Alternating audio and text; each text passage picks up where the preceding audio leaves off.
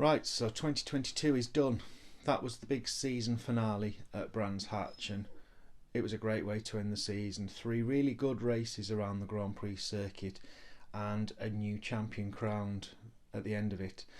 Now, normally on a Monday, I'd give you a few hints and tips through my three key points of the weekend that might help you decide who your driver of the weekend was going to be, but let's be honest, I don't think there's going to be a great deal of competition this time around, and it's probably going to be a bit of a foregone conclusion. So instead, just a recap really on how things went for the main championship contenders, and I'm just going to focus on the top three because I know Colin Turkington was in contention going into the weekend, but in reality it was always going to be a big ask for the Northern Irishman to get his fifth championship title, and that's exactly how it proved. He wasn't quite able to keep pace with the other three, who were the ones who would battle it out for ultimate glory. Now for Tom Ingram, if you needed a near perfect weekend, what a great time to get it. He really was the class of the field this weekend. He put the car on pole by 0.4 of a second. He won race 1 and race 2, leading every lap and setting the fastest lap. So by the end of race 2, he'd put a maximum haul of points on the board, and it gave him that little buffer that he needed going into the final race, that he was just able to manage things a little bit. He was able to control the race, didn't have to worry about getting too involved with Jake or Ash, even though he did. And the end reward was the title. I think the thing with Ingram this weekend is when you watched him on track, apart from maybe a bit of a brown trouser moment when Adam Morgan and Dan Camish clashed, he never looked in trouble.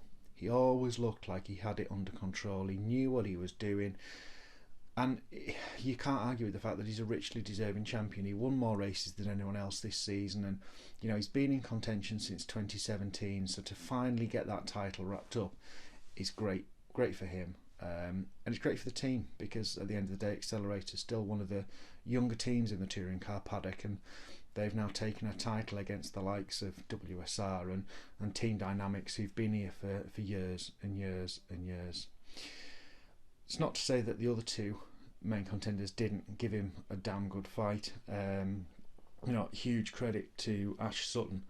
The first race of the weekend to have an issue with the car that meant he didn't have any turbo and still be fighting up towards the sharp end was hugely impressive. And I think Ash showed he's a class act. He went over, put the number 1 on the car for Tom at the end of the weekend. He handed him the trophy on the podium at the end of it as well.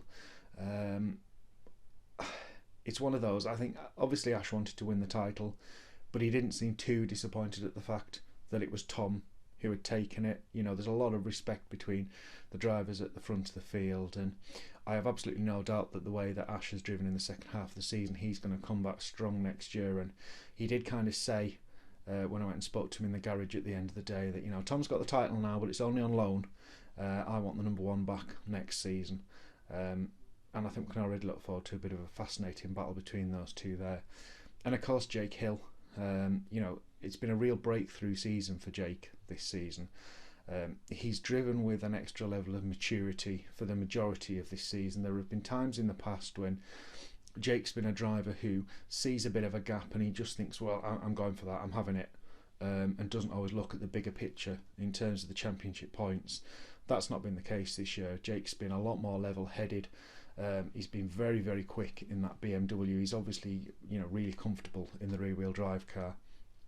And, he gave his all, but just couldn't quite get there this weekend. I think he'd probably be a bit frustrated with the final race, because making a move on Ash Sutton on the last lap to try and get ahead of him, it ultimately ended up with Ash being able to secure second in the standings instead. But third is a fantastic result for Jake. He can be rightly proud of how he's performed this season.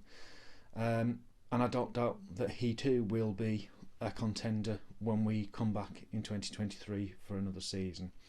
Got to mention Bobby Thompson, wrapping up the Jack Sears Trophy.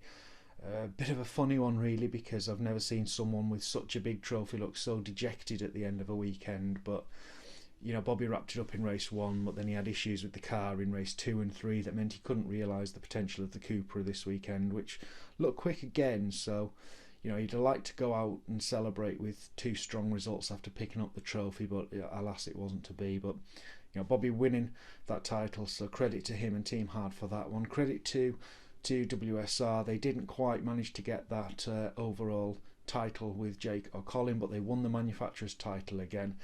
Fantastic run of success for WSR and BMW in the championship. That goes on. See if they can do it again next year. We're going to have other teams who are going to have their eyes on that one to try and stop it from becoming a BMW championship win once again. And finally, just credit to Dan Lloyd for ending the season with a victory. Lights to flag in race 3, and just to sum up how strong the final weekend was for Accelerate, that means it's pole position, 3 wins, 2 fastest laps, led every lap across the weekend, and it's only Josh Cook getting the fastest lap in that last race that stopped them from getting a complete clean sweep, which would have been, you know, a pretty remarkable achievement. So just to sign off from this one with one final stat, you might have seen it on my social media feeds, but Tom Ingram creating a bit of history this weekend, because since 1991, when we went to a single 2-litre formula, the championship winner has always been first or second going into the final round of the year, or the final meeting of the year. So Tom Ingram becomes the first driver outside the top 2 into the final round to win the title. So pretty sure there'll have been a lot of celebrations at Brands Hatch last night. A new champion crowned, and now got a little bit of time off before we start to look forward to 2023.